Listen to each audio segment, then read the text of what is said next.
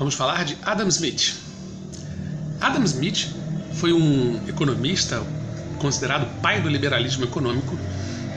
Foi um escocês que viveu no século XVIII e foi absolutamente fundamental para o entendimento do modelo capitalista e um dos pais também do iluminismo. Foi um acadêmico notável, um professor universitário e um grande simpatizante mesmo das ideias iluministas. Ele era influenciado pela filosofia do David Hume, um outro escocês que era seu contemporâneo, e ele escreveu um grande tratado sobre filosofia moral, que foi a teoria dos sentimentos morais. Fundamentado na sua teoria sobre a moralidade, nesse livro, que ele acaba estruturando a sua teoria econômica, no seu AI-5, seu livro absolutamente fundamental, que é A Riqueza das Nações.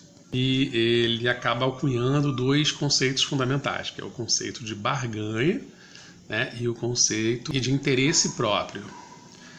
Barganha é aquela capacidade que a gente tem de negociar, de tentar convencer uma pessoa que ela tem algo que eu quero e que eu tenho algo que ela quer. A gente faz isso porque eu quero satisfazer o meu interesse próprio e ele quer satisfazer o interesse dele também. Então a gente acaba negociando, e essa negociação de interesses, de troca de interesses, acaba ajudando um ao outro, acaba ajudando a sociedade a evoluir. Essa é a ideia básica do pensamento liberal econômico, essa ideia de justiça econômica do Adam Smith.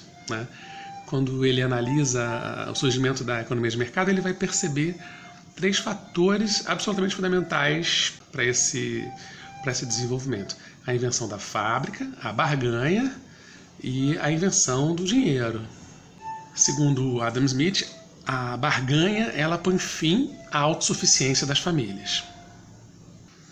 Ou seja, antes as famílias produziam tudo que precisavam. Elas produziam o seu alimento, produziam o seu vestuário, elas davam conta de suas próprias vidas, sem a interdependência de outros. Com o início desse processo de barganha, acaba se gerando também o início de um outro processo, que é o processo de especialização.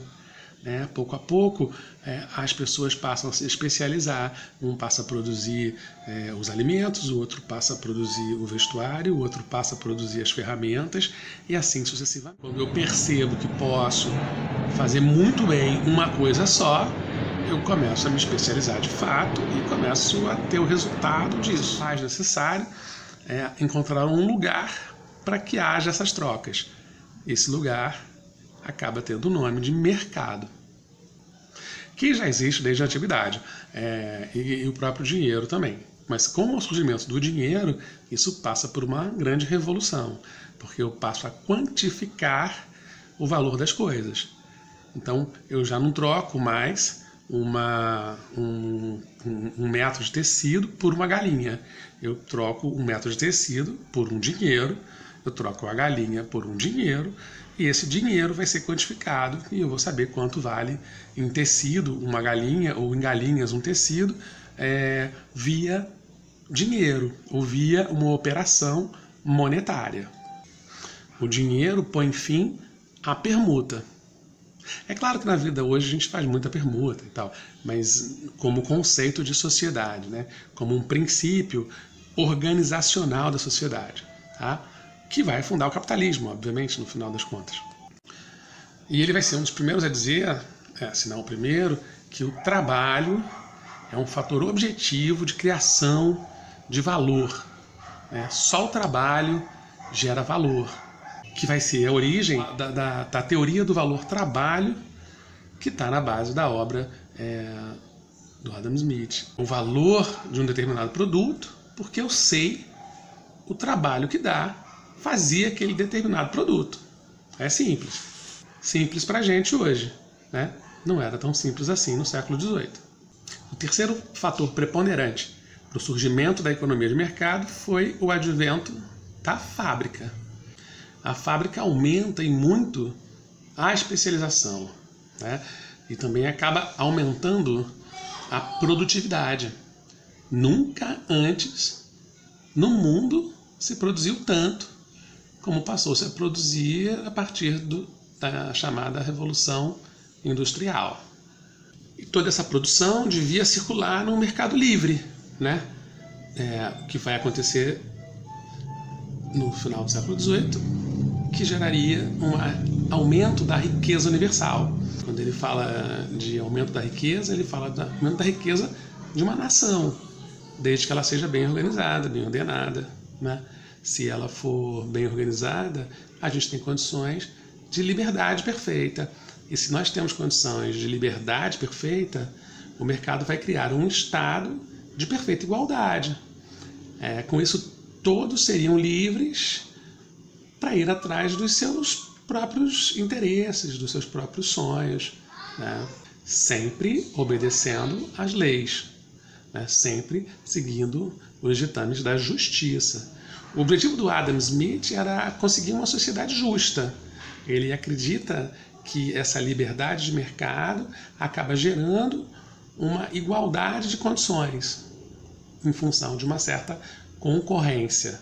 Para o Adam Smith, no capitalismo é o mercado que vai produzir uma sociedade justa e não o governo. O livre mercado, com a sua mão invisível, com as leis naturais da oferta e da procura, ele acaba regulando a produção dessas mercadorias muito melhor do que qualquer Estado, do que qualquer governo seria capaz.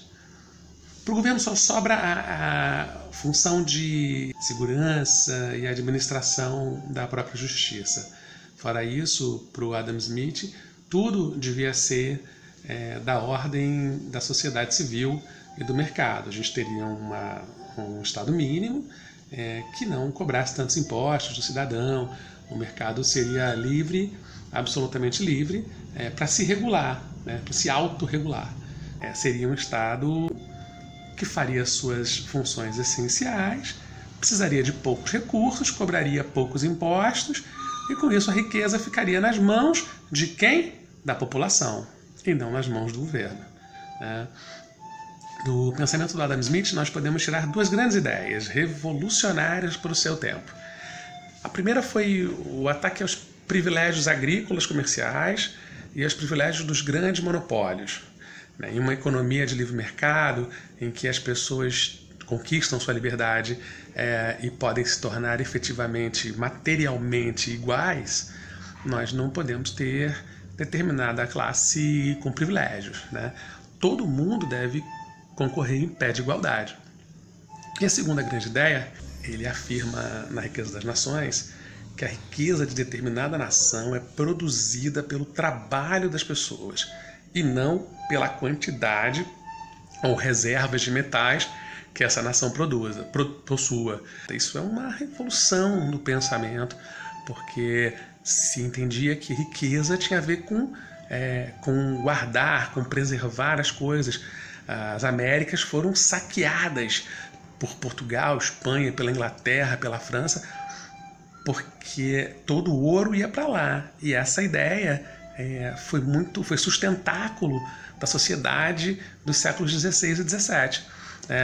Ao passo que no final do século XVIII, graças às ideias do Adam Smith, o trabalho passa a ser o verdadeiro valor da construção da riqueza dos indivíduos, né, dos cidadãos e das nações, consequentemente.